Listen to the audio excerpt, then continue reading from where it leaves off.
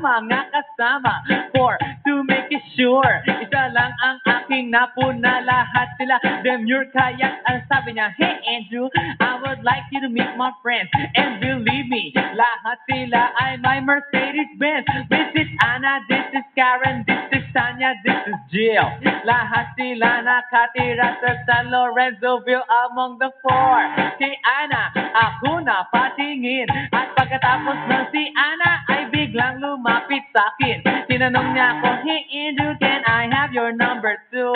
Sumagot ako, 801-6722. Okay then, kami nag-party. Yo, to the break of dawn. Umuwi ako ng bahay, then natulog ako maghapon. And you know, ako'y ginising. And talagang na-shock, cause nag-ring ang aking phone.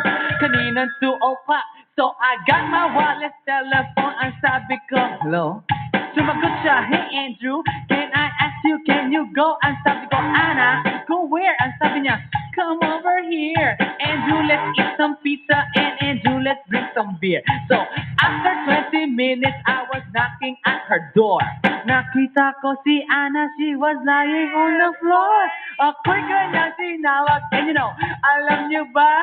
Ang sabi niya sa akin, Andrew, Andrew, are you ready na?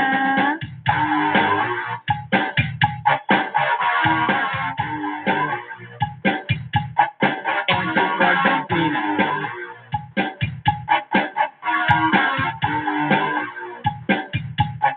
Pagkatapos nun, alam niyo ba? We went to the garage.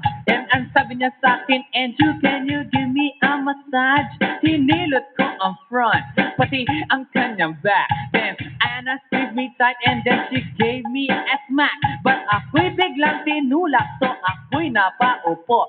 At ang sabi niya sa akin, Andrew, wag na wag kang tatayo. Lumayo siya sa akin, kaya't ako'y kinabahan. At pagkatapos nun siya ay sumayaw sa harapan.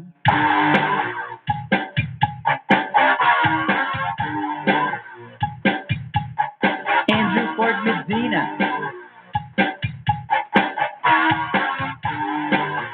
Hey yo DJ, let me hear some scratch. Oh no. Oh yeah.